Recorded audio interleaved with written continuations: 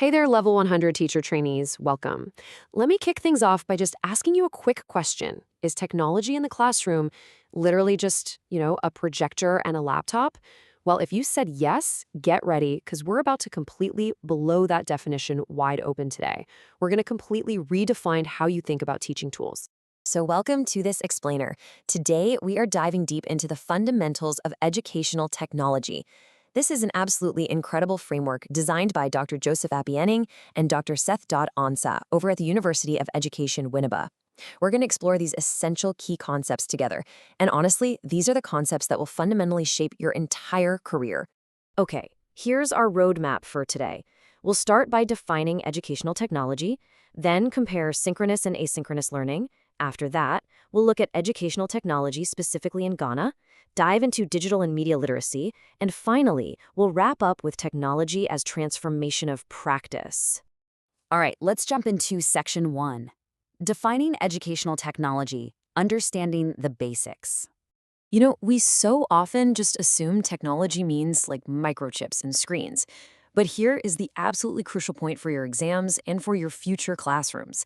Technology actually involves the tools, skills, and processes supporting teaching and problem solving, and that means both digital and non-digital. Yes, learning management systems definitely count, but so do traditional tools, like radios or even paper charts. It's really about the skill of solving problems, not just plugging in hardware. Now, there is a massive difference between two terms you'll be hearing constantly. Instructional technology focuses purely on the teaching tools and the methods, so the physical what and how. Educational technology, however, well, that's the big picture. It's the whole shebang. It's about improving entire learning systems, incorporating things like ethics, design, and evaluation. It's making sure these tools actually improve learner outcomes rather than just, making a presentation look flashy. Moving right along to section 2, synchronous versus asynchronous learning, time-based learning. So the absolutely crucial element here is time. Synchronous learning happens in real time. Think of your Zoom or Google Meet calls. It's fantastic for immediate interaction and getting that instant feedback, right? But it demands really stable internet and exact schedules. Asynchronous learning, on the flip side, happens at totally different times. Whether it's a WhatsApp group or a YouTube video, it allows for self-paced, flexible learning. This is super ideal for low bandwidth areas, though, let's be honest, it definitely requires a lot more self-discipline from the student.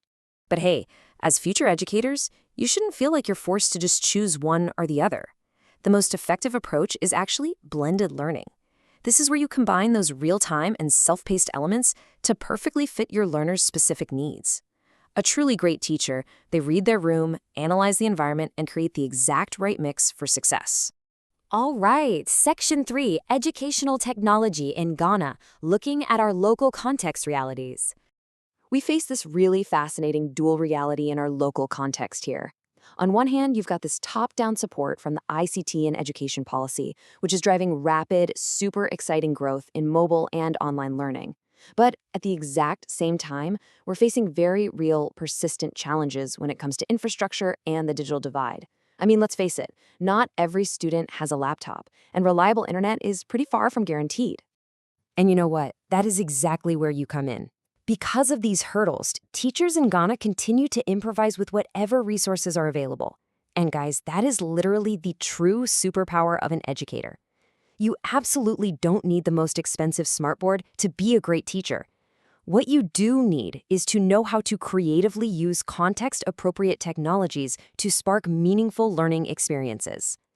At the end of the day, your creativity is the ultimate educational technology. Let's look at Section 4 now. Digital and media literacy, protecting our students.